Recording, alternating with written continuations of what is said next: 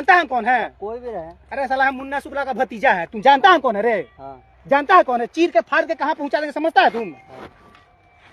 इतना प्यार से समझा नहीं समझ में आ रहा है? बहुत प्यार से समझा रहे हैं, समझ जाओ। मेरे सामने मत इतना। मुन्ना शुक्ला का भतीजा है। हाँ। अब बोलो तो अभी बता दे, तुमको दिखा दे। हमको काला बतलाएगा, मेरा घर भी। वैशाली जिले के एक बेहद चौंकाने वाला वीडियो सोशल मीडिया पर तेजी से वायरल हो रहा है। हाजीपुर सोगली रेलखंड के लालगंज पकरी रेलवे स्टेशन पर तैनात एक स्टेशन मास्टर ने उत्पात मचा रहे युवकों को भगाने के लिए बाहुबली और पूर्व विधायक मुन्ना शुक्ला के नाम का सहारा लिया। सोशल मीडिया पर वायरल वीडियो हो रहे इस 42 सेकेंड के वीडियो में station master Manoj Kumar jacket और टोपी पहने नजर आ रहे हैं। वीडियो में वह कुछ युवकों को बेहद कड़े लहजे में धमकाते हुए कह रहे हैं कि तुम जानते हो हम कौन हैं? मुन्ना शुक्ला के भतीजे हैं, चीर के फाड़ देंगे। यह मामला तब सामने आया जब स्टेशन मास्टर कुछ शरारती तत्व हंगामा कर रहे थे। बाहुबली का नाम आते ही मारपीट पर उतारू युवक वहां से दुम दबाकर भाग निकले। हालांकि यह फिल्मी अंदाज स्टेशन मास्टर को भारी पड़ गया और अब उनका यह वीडियो चर्चा का विषय बना हुआ है। प्लेटफार्म पर बाइक चलाने को लेकर हुआ था विवाद। स्टेशन मास्टर मनोज कुमार ने इस पूरे मामले पर अपने सफाई पेश की है। उन्होंने बताया कि स्थानीय युवक प्लेटफार्म पर तेज रफ्तार में बाइक चला रहे थे। जब उन्होंने युवकों को ऐसा करने से मना किया तो वे उलझ गए। कुछ देर बाद करीब 1 दर्जन युवक वापस आए और उन्होंने रेल की पटरी पर पत्थर रख दिए। उस समय ट्रेन आने वाली थी। जब स्टेशन मास्टर पत्थर हटाने पहुंचे तो उन युवकों ने उन्हें घेर लिया और मारपीट करने की कोशिश की। जान बचाने के लिए मुन्ना शुक्ला का नाम लिया। स्टेशन मास्टर का कहना है कि भीड़ हिंसक तेवर देखकर वह डर गए थे।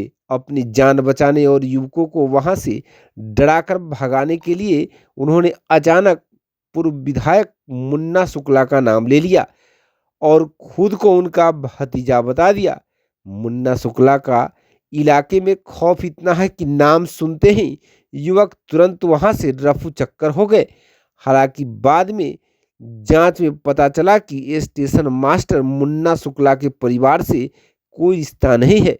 उन्होंने रेलवे प्रशासन और जनता से माफी मांगते हुए कहा कि उन्होंने यह सब केवल आत्मरक्षा के लिए किया है।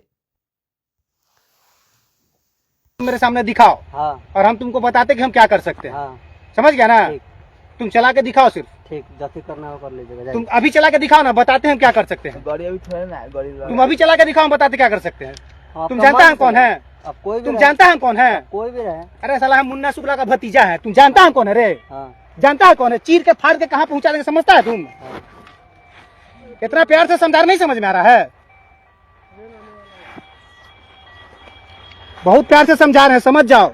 मेरे सामने मत इतना। मुन्ना शुक्ला का भतीजा है। हाँ। अब बोलो तो अभी बता दे, तुमको दिखा दे।